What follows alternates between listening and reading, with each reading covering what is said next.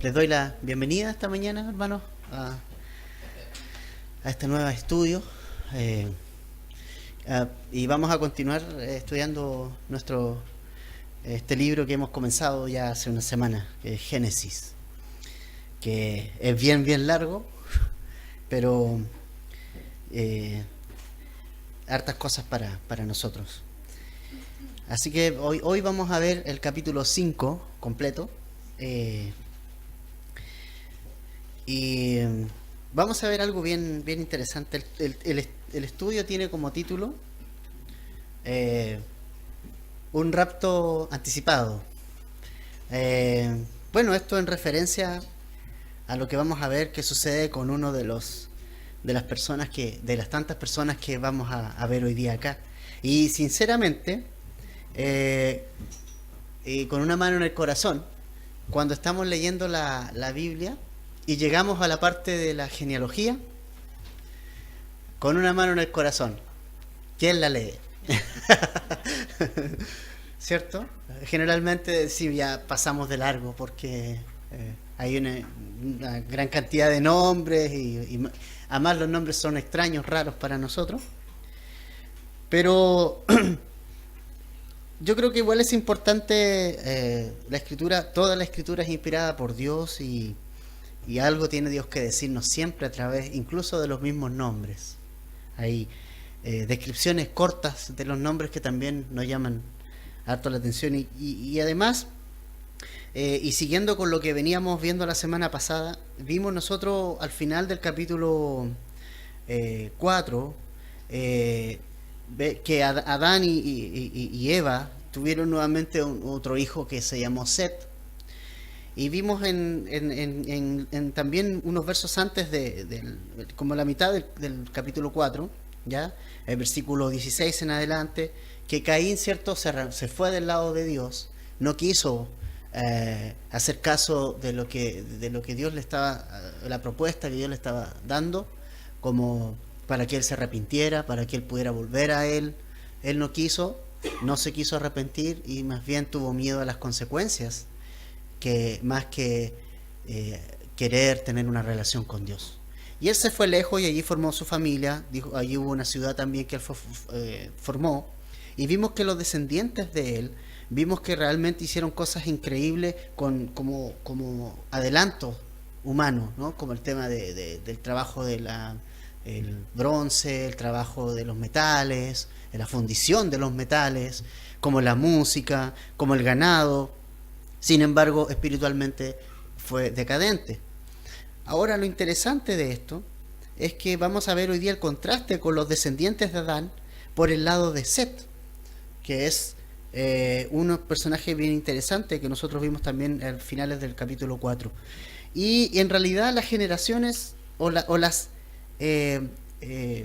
estas genealogías, ¿no?, son principalmente para que podamos entender la línea genealógica por donde va a venir el Salvador, Jesús. Esa es una de las razones. Me gustaría que leyéramos primeramente los primeros versículos del capítulo 5, ¿ya? Dice: este es el libro de las generaciones de Adán. El día en que creó Dios al hombre, a semejanza de Dios lo hizo. Varón y hembra los creó y los bendijo, y llamó el nombre de ellos Adán el día que fueron creados. Y vivió Adán 130 años, y engendró un hijo a su semejanza, conforme a su imagen, y llamó su nombre Set. Y fueron los días de Adán, después que engendró a Set, 800 años, y engendró hijos e hijas. Y fueron todos los días que vivió Adán, 930 años, y murió. Y vivió Set 105 años, y engendró a Enós. Y vivió Set, después de que engendró a Enós, 807 años, y engendró hijos e hijas. Y fueron todos los días de Set 912 años, y murió. Vivió Enós 90 años, y engendró a Cainán. Y vivió Enós, después de que engendró a Cainán, 815 años, y engendró hijos e hijas. Y fueron todos los días de Enós 905 años, y murió. Vivió Cainán 70 años, y engendró a Mahalalel. Y vivió Cainán, después que engendró a Mahalalel, 840 años, y engendró hijos e hijas. Y fueron todos los días de Cainán 910 años, y murió. Vivió Mahalalel 65 años y engendró a Jared. Y vivió Mahalalel, después que engendró a Jared, 830 años y engendró hijos e hijas. Y fueron los días de Mahalalel 895 años y murió. Vivió Jared 162 años y engendró a Enoc. Y vivió Jared, después que engendró a Enoc, 800 años y engendró hijos e hijas. Y fueron todos los días de Jared 962 años y murió. Y vivió Enoc 65 años y engendró a Matusalén. Y caminó Enoc con Dios, después que engendró a Matusalén, 300 años y engendró hijos e hijas. Y fueron todos los días de Enoc 365 años. Caminó pues Enoc con Dios y desapareció, porque le llevó Dios. Vivió Matusalén 187 años y engendró a Lamec. Y vivió Matusalén, después que engendró a Lamec, 782 años y engendró hijos e hijas. Fueron pues todos los días de Matusalén 969 años y murió. Vivió Lamec 182 años y engendró un hijo y llamó su nombre Noé, diciendo: Este nos aliviará de nuestras obras y del trabajo de nuestras manos, a causa de la tierra que Jehová maldijo. Y vivió Lamec, después de que engendró a Noé, 595 años y engendró hijos e hijas, y fueron todos los días de Lamec 777 años y murió. Siendo Noé de 500 años, engendró a Sem, a Cam y a Jafet. Estos son los descendientes. ¿Ese es el estudio de hoy? No, mentira. A ver, decía en el principio que honestamente nosotros cuando pasamos estos nombres generalmente los pasamos de largo. Sin embargo, hay algo en la genealogía que es importante. Toda escritura es inspirada por Dios, siempre Dios tiene que decirnos algo por medio de ellas. Y las genealogías en el Antiguo Testamento están principalmente para mostrarnos la línea de cómo se va urdiendo, tejiendo el nacimiento de Jesús. Si ustedes van a los evangelios también, hay Mateo principalmente, nos da una genealogía también. Es decir, la genealogía no solamente las vemos en el Antiguo Testamento, sino que también si tú vas a Mateo, vas también a ver una genealogía. Cómo Jesús aparece, cómo es la línea genealógica de Jesús, ¿verdad? Y viene desde Adán, evidentemente, ¿no? Porque todos venimos de allá, de alguna u otra manera. Pero no, la importancia de la genealogía es simplemente mostrarnos la línea genealógica por donde el Salvador va a venir y va a aparecer en el mundo, el Mesías, ¿no? Y la genealogía de los evangelios son prueba de eso. Por eso están las genealogías también en los evangelios. En el caso del capítulo 5, la línea genealógica por medio de Set viene a mostrarnos que aunque Caín fue usado por Satanás para cortar la descendencia en la que el Mesías debía venir, ¿verdad?, por el lado de Abel, Dios reemplaza a Abel en cierta manera y sustituye a este hijo a Caín y Abel y les entrega a Set. Por ese lado va a venir la línea genealógica por donde viene Noé, lo vamos a ver la próxima semana, y por donde vienen toda una línea genealógica hasta seguir hasta nuestro Señor Jesucristo. Ahora, hay una gran diferencia entre los descendientes de Caín y los descendientes de Set. Vemos que son líneas distintas y vemos que son características distintas. Los descendientes del lado de Set dice que invocaron a Dios. Los hombres empezaron a invocar a Dios, pero por el lado de Caín se alejaron de Dios. Son dos genealogías distintas. Y es interesante cómo tú, como persona, puedes influir en las futuras generaciones. Es importante lo que tú hagas hoy como persona, como cristiano, porque lo que tú hagas hoy va a impactar a tus hijos y a los hijos de tus hijos y a los hijos de tus hijos, ¿no? De alguna manera, lo que tú hagas hoy y tus decisiones son importantes para el futuro de tu familia, de tu descendencia. Caín fue un hombre que se alejó de Dios. Caín fue un hombre que prefirió no arrepentirse y no seguir las oportunidades que Dios le dio y rebelarse de él e irse de su lado, y cosechó lo que sembró. Gálatas nos dice que todo lo que el hombre segare, cosechare, eso también va a segar, va a recibir. Que si nosotros cosechamos manzana, vamos a recibir manzana, ¿verdad? Si sembramos para la carne, vamos a cosechar corrupción, pero para el espíritu, vida. Entonces Caín fue un hombre que cosechó mucho en vida, para la vida terrenal, pero nada espiritual. ¿verdad? Y vimos que hubo el primer bígamo de la Biblia fue descendiente de Caín. Algo que nunca Dios quiso, un matrimonio con más de una mujer. Eso nunca lo quiso Dios. El primer bígamo fue descendiente de Caín, ¿no? Otro asesino hubo en la familia de Caín también.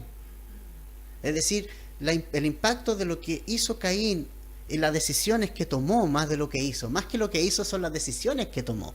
Porque yo puedo cometer pecado, pero ir al Señor y arrepentirme y poder volcar mi corazón hacia Él. Pero Caín no lo quiso hacer, ¿verdad? Y finalmente siguió su corazón nomás. Y se rebeló contra Dios. Y eso trajo una consecuencia para sus generaciones futuras. A lo mismo que Set, de una manera positiva hacia las generaciones futuras. Va a nacer Noé, un hombre que impactó grandemente a su familia, un hombre de Dios. ¿Cómo entonces afecta lo que decido hoy respecto a Dios, hacia el futuro y las futuras generaciones? Ahora, si tú te das cuenta bien en todos los nombres que vimos, la verdad es que ellos en nuestro sistema actual tendrían una excelente pensión porque todos vivieron como 900 años, más de 800 años, ¿verdad? Adán vivió 930 años. 930 años. Set, ¿cuánto vivió? 912 años. Tenemos a Enós con 905 años. Luego tenemos a Cainán con 910 años. Mahalael, 895, el que menos, hasta el momento el que menos años tuvo. Jared, 962 años. Pero hay un hombre que solo vivió 365 años. Y digo solo, para la época, que fue Enoc. Vamos a verlo un poquito más adelante. Ahora, ¿por qué los hombres vivían tantos años? ¿Ya? Bueno, hay dos explicaciones. Primero, el factor clima. ¿Se acuerdan cuando vimos el capítulo 1? Que la Tierra no era como es ahora. Que sobre la Tierra había una expansión.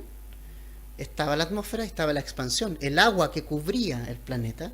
Esa capa de agua que cubría el planeta que no permitía que los rayos ultravioleta, que permanecía. Es como vivir dentro de un invernadero. ¿Se fija? Entonces dentro de un invernadero está todo más protegido. ¿Se fija? Todo es más tranquilo dentro de un invernadero, más protegido. Climáticamente, el clima permitía que las personas vivieran más. Lo segundo, obviamente, es que la raza humana estaba recién creada. Entonces eso significa también la cierta pureza de la raza al iniciarse, y obviamente los años eran mucho más.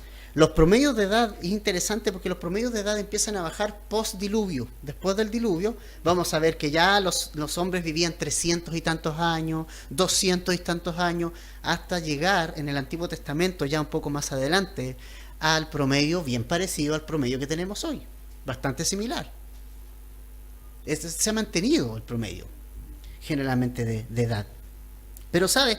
Más allá de los años y de cuántos años vive uno, cuántos años vive el otro, un punto importante que quiero tocar con ustedes esta mañana, hermanos, y es que Dios tiene un plan para cada una de las personas. Él determinó años para cada una de las personas, para que cada una de las personas y nosotros pudiéramos vivir para Dios de acuerdo a su plan.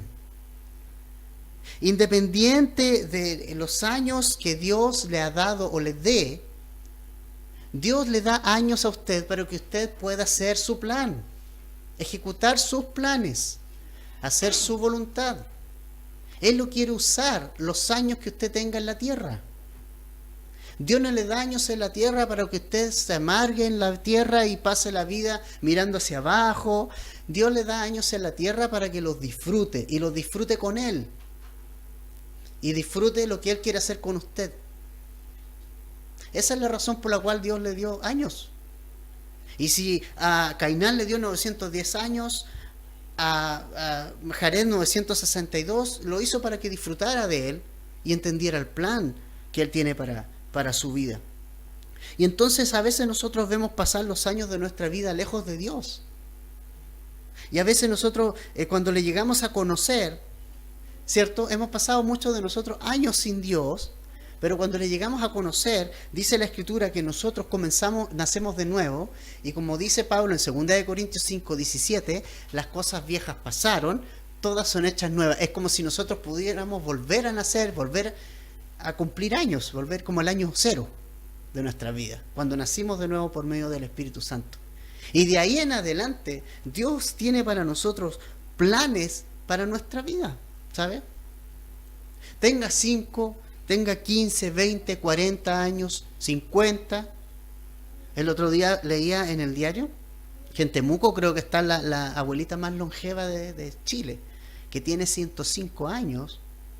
Y yo pensaba, Señor, 105 años.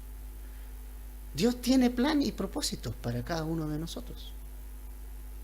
Independiente de los años que usted tenga, hoy, Dios tiene planes con su vida. Y tal vez usted dice, ay, a mí ya se me pasó la micro. Yo tengo ya ya no le serví al Señor. Mentira. No. El Señor quiere usarlo a usted. Tenga los años que usted tenga. Y tiene los mejores años de su vida por venir todavía, si usted le entrega su vida al Señor y si usted le sirve al Señor. De aquí para adelante van a ser los mejores, y le aseguro, los mejores años de su vida. No hay nada mejor que terminar sus días en el Señor. Dios tiene. Lo importante es que los años que sean, los vivamos para Dios y hagamos sus planes. Ejecutemos sus planes. Efesios capítulo 5, versículo 15 al 17. Pablo nos comparte algo bien interesante. Si puedes por un momento ir ahí. Efesios capítulo 5, versos 15 al 17. El apóstol Pablo comparte algo bien especial aquí. Efesios capítulo 5, versos 15 al 17.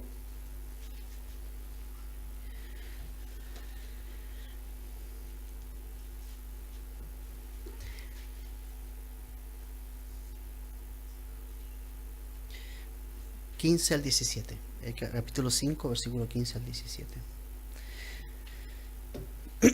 Nos dice: mirad pues con diligencia cómo andéis, no como necios, sino como sabios, aprovechando bien el tiempo, porque los días son malos.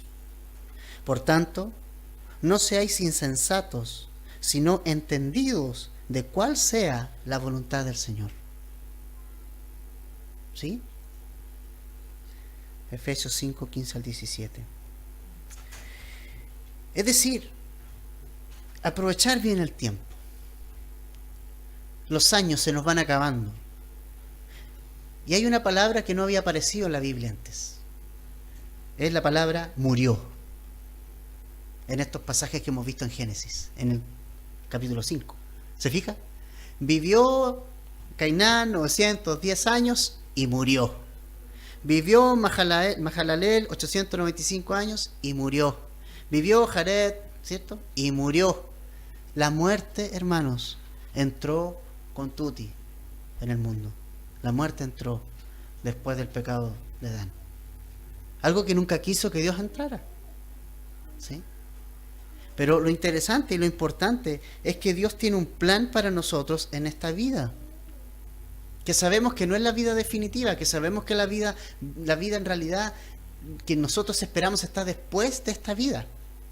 Pero también Dios tiene planes para tu vida aquí en la tierra. Y ha determinado ciertos años para tu vida. Yo no sé cuántos son. Yo no sé cuántos años también me va a dar a mí. Yo no sé eso. No lo sé.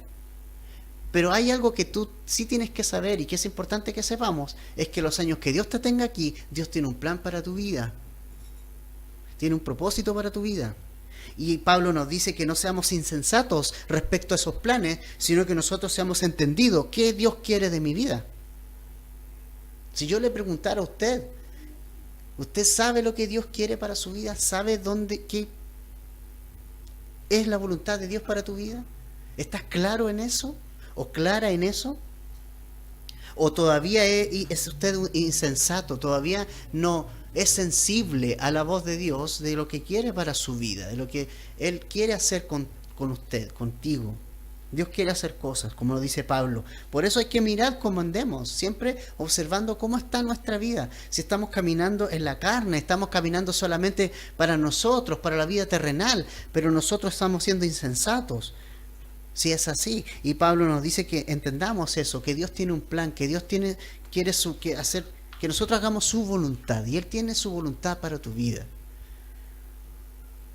Y tienes años todavía por delante, tal vez, o a lo mejor no, a lo mejor son menos años, Dios no sabe, porque nosotros no sabemos.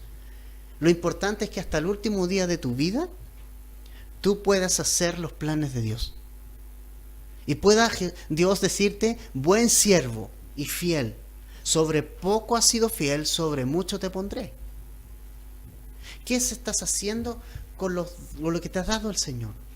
Con los años que te ha dado el Señor. ¿Qué estás haciendo con la vida que te ha dado el Señor? Todavía gozamos de buena salud. ¿Qué estás haciendo con la buena salud que Dios te ha dado? ¿Se fija? ¿Qué usted está haciendo con su vida? Qué importante es que a pesar de los años que tengo, seas joven, seas niño, seas más adulto, todavía no hay ningún anciano, ¿no? Pero ¿qué estás haciendo con tu vida? ¿Dónde estás haciendo tesoros? ¿Dónde estás viviendo? ¿Para qué reino estás viviendo? ¿El terrenal o el celestial? ¿Te fijas? Entonces, todos estos hombres que tienen muchos años, más que los años que tenga, debo entender que Dios tiene para mí cosas importantes para mis años de vida. Y que Él tiene cosas para ti que tal vez tú no te imaginas cuáles son. Pero yo le animo a que se ponga en plan de hoy mismo y vaya al Señor y le diga, Señor, no sé cuántos años voy a estar aquí, pero quiero saber qué tú quieres de mí. Dios tiene un plan para tu vida en los años que te quedan. No sabemos cuántos son. Bueno, no vamos a vivir como estos hombres que hemos visto en Génesis, no vamos a vivir 930 años ni 830. Tal vez vamos a vivir 5 más, 10 más, 20 más, 25 más. Lo importante es qué va a hacer usted de esos años. Si usted va a vivir de acuerdo a su propio concepto o usted va a vivir para Dios. Dios quiso salvarnos por medio de la fe un día, pero además quiere usarnos para Él y tiene planes para tu vida. Si tú piensas que con darle tu vida al Señor se acabó todo, ese es el principio de todo. Dios tiene muchas más cosas para nosotros.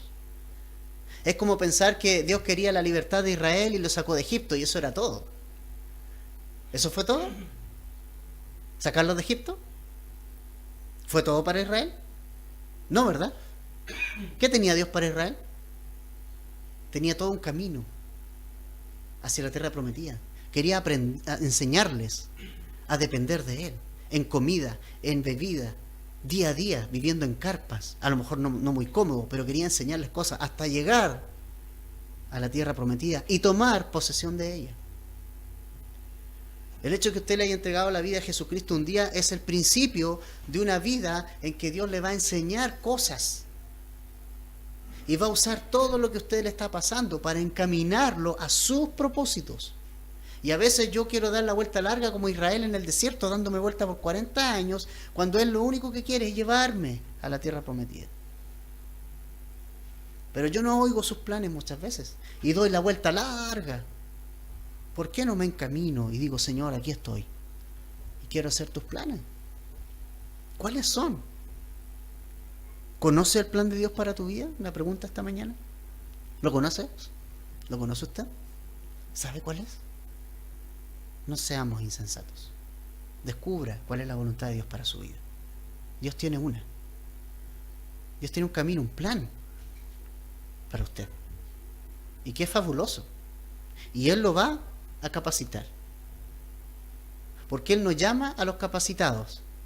Dios capacita a los llamados. Oiga bien. Dios no llama a gente capaz. Dios llama a gente incapaz para que Él los pueda capacitar. Póngase en las manos del Señor, hermano.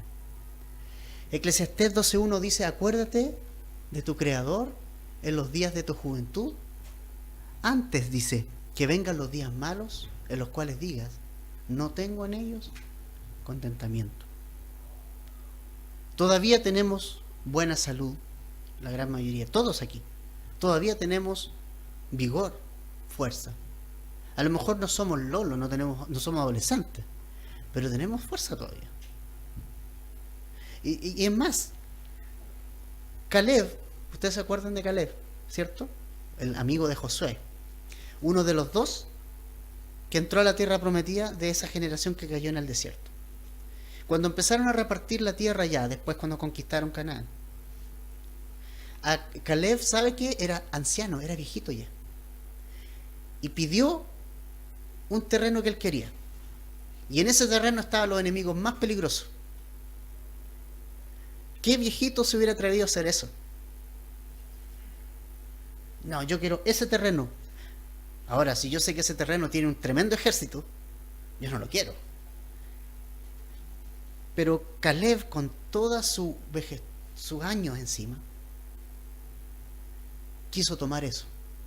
¿Y sabe cuáles fueron sus palabras y su argumento? Todavía estoy tan fuerte como años atrás. Porque la fortaleza de Caleb no era su físico, que sin duda estaba desgastado. La fortaleza de Caleb estaba dentro de él. Era una relación con Dios, potente y fuerte, que finalmente esa es la fuerza de cada hombre y mujer. Usted podrá estar con muchos achaques físicos, pero si su espíritu está vivo, con una relación con Dios llena de gozo, esa va a ser su fuerza. Así que la excusa no es edad, la edad no es excusa para no seguir los planes de Dios. Dios tiene planes para tu vida, para su vida, y Dios lo va a capacitar. Usted tiene que confiar simplemente en Dios y acuérdese de su Creador ahora, hoy, porque van a llegar días en que uno va a decir, ¿por qué no hice esto para Dios? ¿Por qué no lo hice? Tuve la juventud y hoy después todos vamos a terminar postrados, sin duda alguna. Ya cuando dice también Eclesiastés, cuando los ojos empiezan a fallar la visión, cuando empiezan a fallar la audición, cuando empezamos a temblar, cuando ya los huesos duelen, cuando ya los músculos no responden, vamos a decir, ¿por qué no lo hice? Aprovecha tu tiempo hoy. No des a otra cosa tu fuerza. Dásela al Señor. Hubo un hombre que entendió cuál era el propósito de Dios para su vida. Su nombre fue Enoc. Y lo vimos allí, en el verso 22 al 24 del capítulo 5. Y caminó Enoc con Dios. Después que engendró a Matusalén, 300 años, y engendró hijos e hijas. Y fueron todos los días de Enoc 365 años. Caminó pues Enoc con Dios y desapareció porque le llevó Dios. Aquí tenemos un hombre que aprovechó bien el tiempo. Aquí tenemos un hombre que aprovechó bien sus días, sus años de vida. Pero sabe, es interesante porque nos dice estos versículos que después que engendró a Matusalén fue cuando Enoc caminó con Dios. Hay años antes, 65 años antes, dice el verso 23, en que Enoc no caminó con Dios. No sabemos por qué, ¿no? ¿Se fija? Ahí dice el verso 23 que todos los días de Enoc fueron 365 años, pero también dice en el verso 21 que vivió Enoc 65 años y engendró a Matusalén y caminó con Dios después que engendró a Matusalén.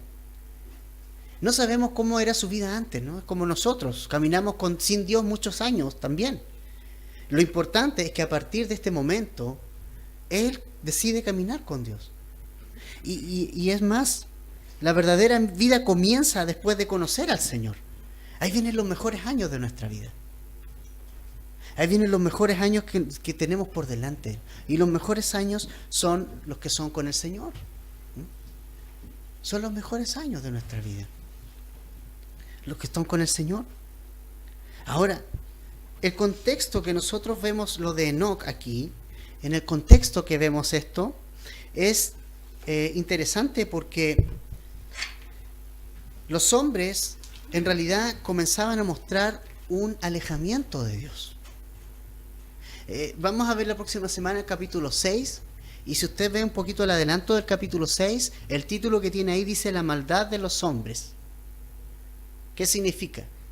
Que los hombres cada vez más están alejándose de Dios. Es decir, en el capítulo 5 ya los hombres están un poquito ya alejándose de Dios, ya la maldad está empezando a reinar, a tomar el control de los hombres, de los corazones. Satanás ya está siendo el príncipe del mundo,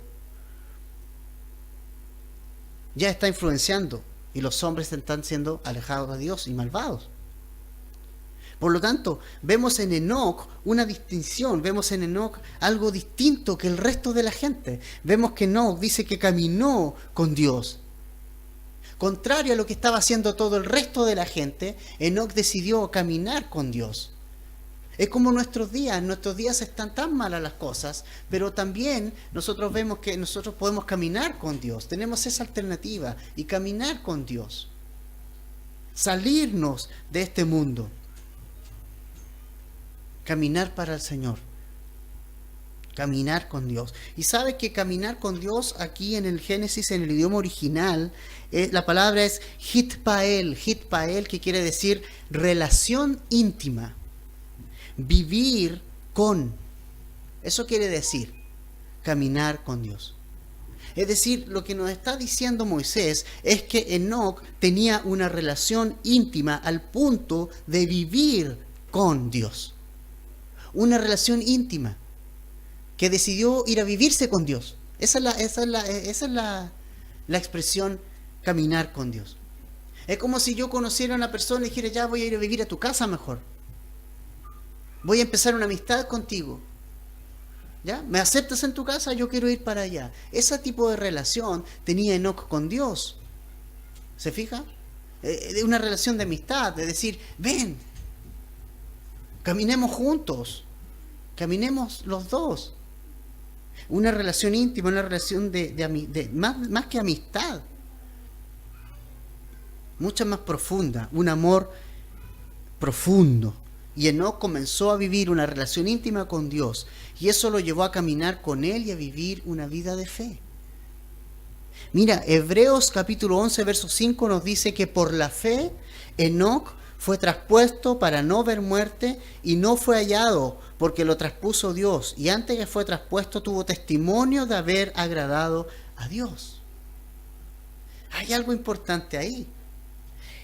Caminar con Dios es agradar a Dios. Caminar con Dios significa tener un testimonio que hable de que estoy caminando con Dios. Significa que mi vida, cuando yo digo yo camino con Dios, caminar con Dios, es porque mi vida agrada a Dios. ¿Se fija? Eso es. Por eso nos dice Hebreos 11:5 que lo traspuso Dios. Porque antes que fuera traspuesto, antes que se lo llevara al cielo, tuvo un testimonio que agradó a Dios. ¿Se fija? ¿Qué es caminar con Dios entonces? Agradar a Dios. Agradarlo a Él. Pablo nos dice en Romanos 12 que ahora ya no hay sacrificios externos. Ahora yo soy el que pongo mi vida en sacrificio vivo, santo, agradable a Dios. ¿Cierto? Nos dice Pablo que yo debo de ofrecerme a Dios en sacrificio vivo, santo, agradable a Dios. Eso es lo que Dios quiere de nuestra vida. Más que un canto, más que levantar las manos, lo que Él desea es que yo me ponga como el sacrificio vivo. Que mi vida sea un sacrificio vivo, agradable, que camine con Él. Pablo también le dice a Timoteo en 2 Timoteo 2, 4 y 5, ninguno que milita se enreda en los negocios de la vida a fin de agradar a aquel que lo tomó por soldado. Y también el que lucha como atleta no es coronado, sino lucha legítimamente. Dice que ninguno que milita se enreda en los negocios de la vida a fin de agradar a aquel que lo tomó por soldado. O sea, si tú quieres caminar con Dios, no te enredas en los negocios de la vida. Enredarse quiere decir sentirse atrapado por las cosas de la vida. Hoy día mucha gente tiene el trabajo como lo principal. Vive para trabajar, no descansa nunca. ¿Y quién nos dijo Dios? Que teníamos que descansar. Vivimos para el trabajo, para el trabajo, para el trabajo y para el trabajo.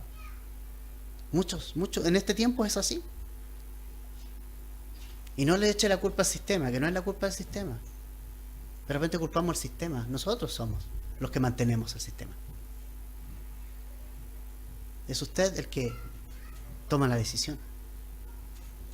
Y con esto no significa que vaya a andar de rebelde, no. Significa que usted va a trabajar para el Señor. Pero si usted el trabajo le está afectando su relación con Dios y lo está llevando lejos y lo está alejando, y su testimonio se está enredando en la vida, en los negocios de la vida, se está enredando y finalmente no puede agradar a quien lo tomó a usted por soldado, que es Dios, el Señor, entonces va a tener que tomar una decisión con respecto a eso. O si su hijo lo está enredando en su relación con Dios, más lo está sacando, desviando de quien lo tomó por soldado. U otra cosa, un hobby, un deporte, lo que sea. Enoc dejó todo para caminar con Dios. Se mudó a la casa de Dios. ¿Sabe lo que es eso? Me voy a la casa de Dios. Y caminó con Dios. Todos los hombres que vivieron antes, dice ahí, la genealogía que revisamos dice que murieron, ¿cierto? Enoc murió, no murió. No se nos dice que Enoc haya muerto, sino que simplemente fue traspasado. Fue traspasado. Dice, caminó, el verso 24, Enoc con Dios y desapareció porque se lo llevó Dios. No murió, ¿verdad? No murió. ¿Por qué? Porque el camino que escogió Enoc fue vivir para Dios. Si usted vive para Dios, usted no va a ver la muerte. Usted no va a ver la muerte. Usted va a experimentar la muerte física, pero no la muerte de usted, como persona, como esencia. Ahora, ¿qué camino está caminando usted? Enoc caminó con Dios. Eso fue evidenciado por su vida que agradaba a Dios. Ahora, hay caminos también, dice Proverbios 14:12, que al hombre le parecen derechos, pero ¿cuál es su fin? Es de muerte, ¿verdad? Claro, yo puedo estar caminando un camino y pensar que estoy bien, pero ¿dónde me lleva ese camino? ¿Dónde me está guiando? ¿Cuál es el final, no? Jesucristo también nos advirtió acerca de dos caminos, ¿se acuerdan? Dijo que hay un camino angosto que lleva a la vida, que pocos son los que entran en él, y hay un camino ancho que lleva a la perdición, y son muchos los que se pierden. ¿Se fijan? Ahora, ¿cuál es el resultado de caminar con Dios? El resultado de caminar con Dios, dos cosas. Primero, Dios se llevó a Enoc, se lo llevó. ¿A dónde? Al cielo. O sea, si usted camina con Dios, ¿sabe dónde lo va a llevar Dios? Al cielo. Dios lo va a llevar al cielo. Eso es lo primero. ¿Sabe? Nunca se nos tiene que olvidar que este cuerpo está en una temporalidad aquí nomás. Nosotros estamos de manera temporal aquí. No es nuestra vida definitiva, no está aquí. Por eso la Escritura dice que nosotros somos extranjeros y peregrinos en esta tierra. No somos de aquí. Estamos en el mundo, pero ¿qué dice? No somos de aquí.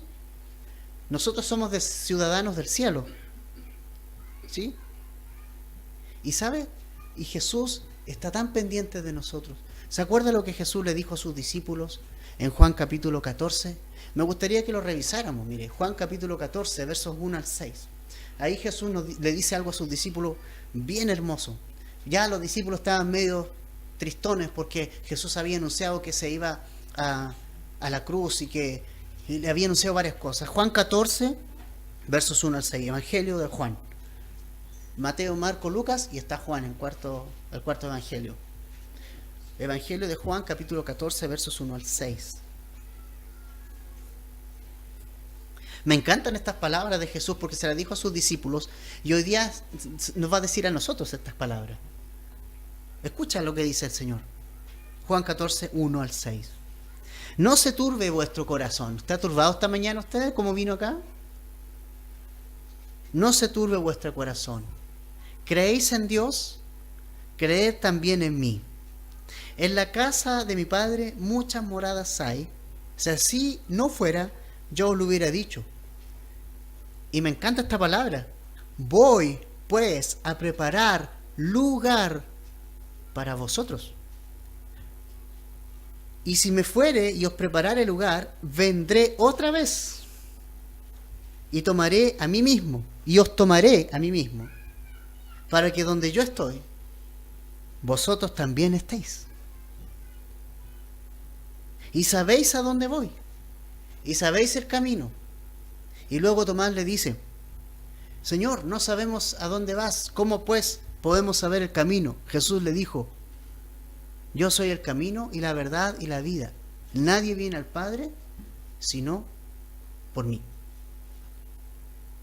Hermano, Enoc caminó con Dios y Dios se lo llevó. Hoy día Jesús nos dice que Él está preparando un lugar para usted. Y está preparando un cuerpo nuevo para usted, porque este cuerpo no podemos vivir en el cielo con este cuerpo, es imposible. No es apto para eso. Así como no es apto este cuerpo para vivir en Marte, probablemente revienta. No podemos. No es apto. Este cuerpo pecaminoso tampoco es apto para vivir en el cielo. Pero el Señor Jesucristo nos dice que tiene muchas moradas, tiene cuerpos para nosotros, tiene un cuerpo nuevo para usted y para mí, el cual Él me va a revestir para que sí pueda vivir donde Él está, para que sí pueda vivir en el cielo. ¿Se fija? Es decir, vamos a ser transformados cada uno de nosotros.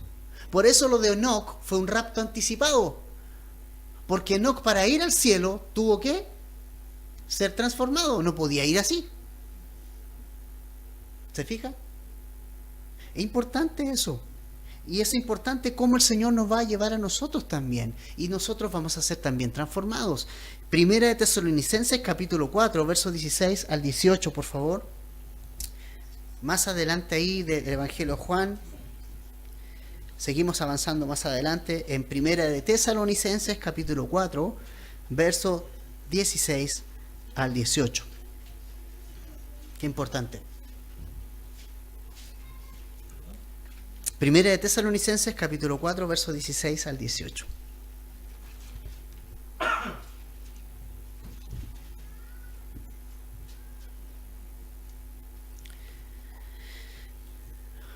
¿Estamos ok? Parece que sí. Primera de Tesalonicenses 4, 16 al 18. Dice, porque el Señor mismo, con voz de mando, con voz de arcángel y con trompeta de Dios, descenderá del cielo, y los muertos en Cristo resucitarán primero. Luego nosotros los que vivimos, los que hayamos quedado, seremos arrebatados juntamente con ellos en las nubes para recibir al Señor en el aire, y así estaremos siempre con el Señor. Por tanto, alentaos los unos a los otros con estas palabras. Estas palabras no son para asustar a nadie, estas palabras son para alentarnos a los cristianos. El rapto no es un evento en el cual vamos a tener miedo, todo lo contrario, va a ser lleno de gozo para nosotros. Porque el Señor nos va a llevar, nos va a recibir en las nubes. ¿Y quienes van a escuchar esa trompeta final? Somos nosotros, nadie más. ¿Se fijan? No vamos a ver la muerte. Ahora, ¿y si moremos antes del mal rapto?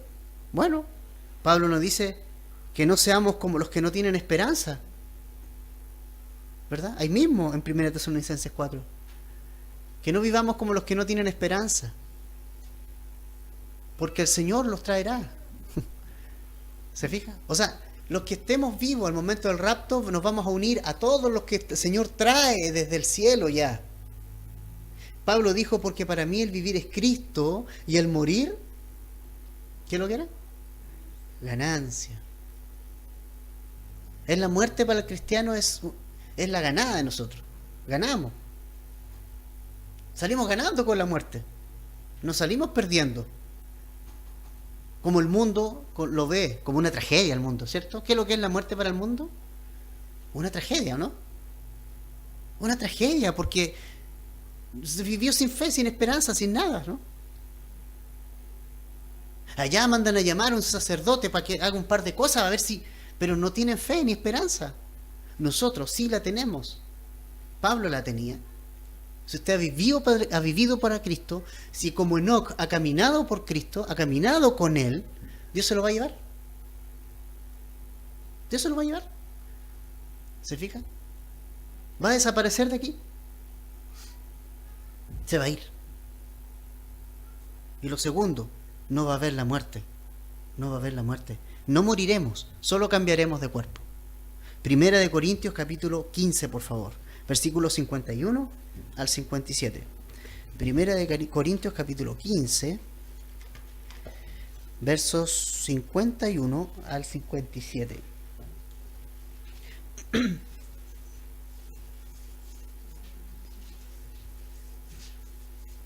Primera de Corintios capítulo 15, versos 51 al 57.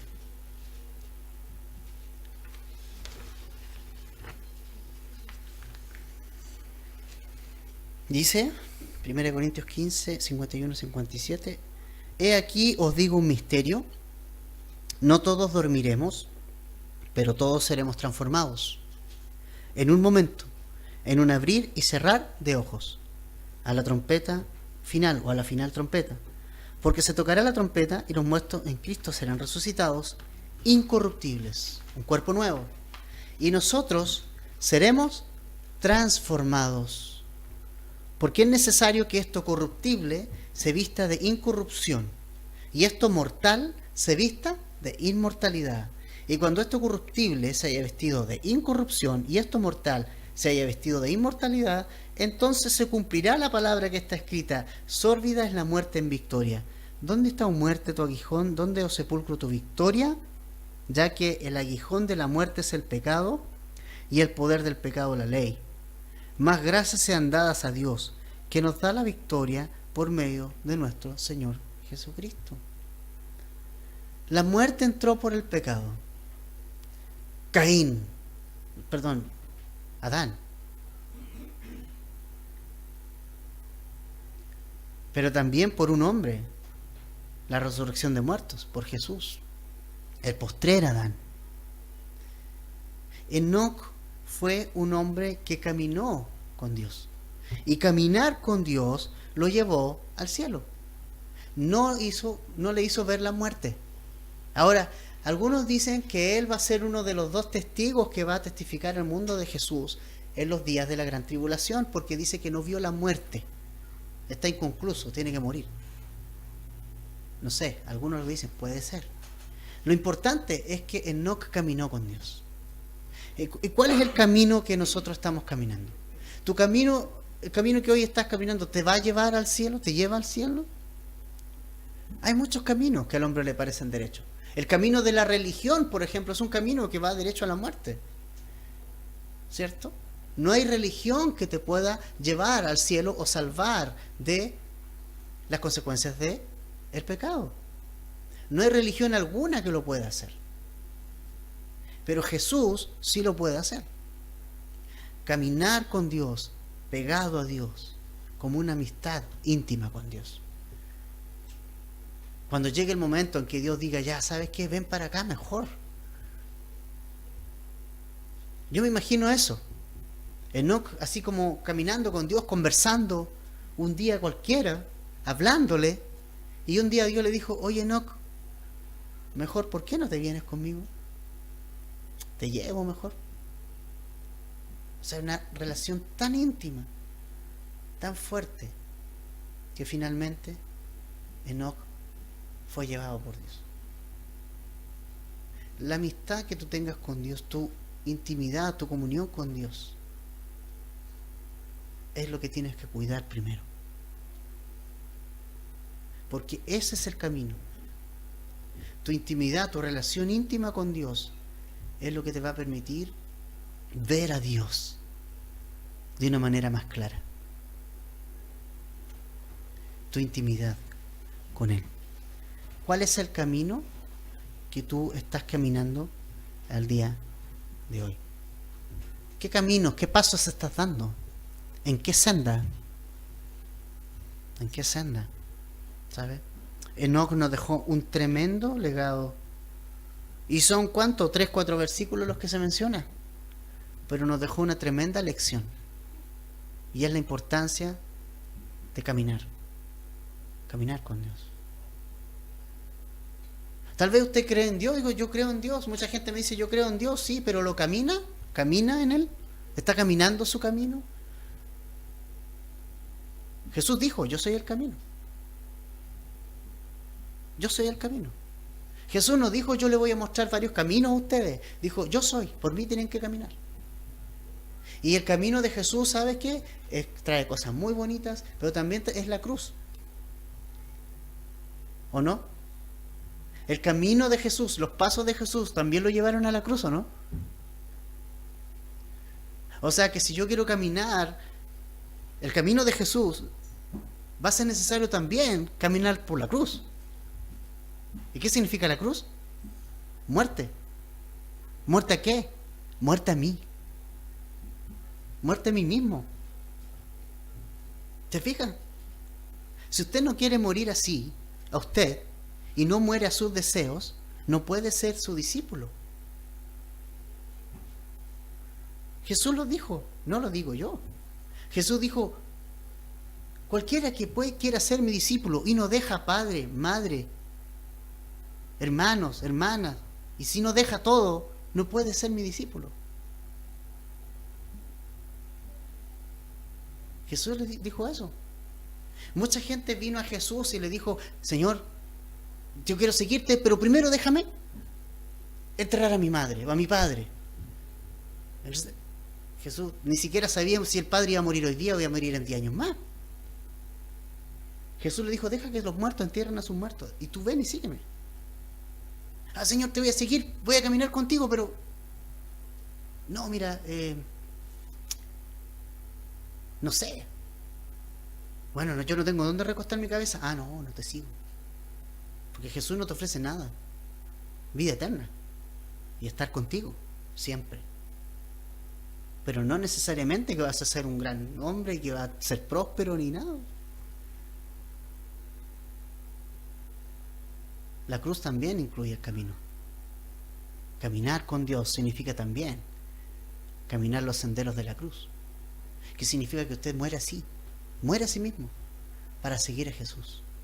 Jesús dijo, si alguno quiere venir en pos de mí, niégase a sí mismo. Tome su cruz cada día y sígame. ¿Se fija? El rico, cuando vino el joven rico al Señor, ¿se acuerdan? Señor, dime, ¿qué tengo que hacer? Nada más, yo lo hago. ¿Qué tengo que hacer para seguirte?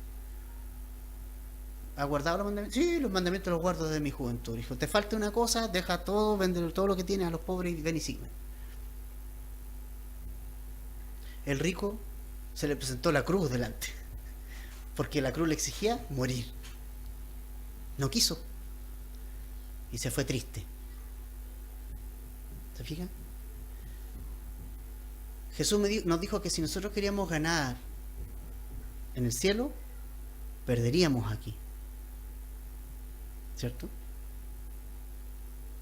Ahora, no significa que vamos a andar tristes, amargados, no. Cuando yo muero a mí mismo, el Señor, voy a experimentar su amor, voy a experimentar su poder en mi vida, de una manera grandiosa. ¿Qué le trajo la cruz a Jesús después? ¿Qué le trajo? Victoria, ¿o no? Ese es el punto, que es necesario ir a la cruz, es necesario negarme a mí mismo, porque eso me va a traer victoria. Eso es lo que nosotros no entendemos a veces. Eso me va a traer victoria a mi vida. Te va a traer victoria sobre el pecado, victoria sobre la muerte, victoria sobre la carne, victoria sobre Satanás. Todo eso te va a traer si tú te niegas a ti mismo. El gran engaño de Satanás es que no suframos. Mejor no sufra, pero no. Dios te dice, camina a la cruz, niégate a ti mismo, pero después viene la gloria. La gloria. Eso es lo que Enoc pensó. Por la fe. Y su vida y su caminar con Dios tuvo un testimonio hacia afuera que ratificaba que él caminaba con Dios. ¿La gente sabrá que tú caminas con Dios? ¿Podrá identificar la gente que tú caminas con Dios? ¿Estás a la par con Dios? Vamos a tomar la cena hoy. Es un buen momento para pensar y reflexionar. ¿Cómo está mi vida con Dios? De ti depende si esto es religión, si vienes acá y te quedas ahí. O aplicas lo que hoy vimos. Dos cosas. Resumiendo, con esto terminamos. Dios te da años. ¿Para qué? Para que los uses para Él. Para que descubras su voluntad. Y lo segundo, aparte de que te da años, Dios quiere que camines con Él, porque Dios te va a querer llevar. ¿Sabes? Estamos a puertas del rapto de la iglesia. Yo soy de los que piensan que yo voy a estar vivo cuando el rapto de la iglesia venga. Y yo siento que muchos de los que estamos aquí, todos vamos a estar vivos al momento en que el Señor viene. Es mi confianza. Porque ya las cosas están, y vamos a ver la próxima semana, el Señor nos dice que como los días de Noé van a ser los días en que el Señor venga. Y los días de Noé son bastante parecidos a los días que nosotros estamos viviendo hoy en día. Mi pregunta es, ¿está caminando con Dios? ¿Dios se lo va a llevar? Dios quiere llevárselo. Dios quiere llevarlo. Dios quiere tener esa relación íntima con usted. Pero Dios no es un tirano que va a golpear tu corazón y va a decir ven para acá. Tiene que tener su decisión. La suya, personal. Y le aseguro que va a experimentar el gozo más grande en su vida. Vamos.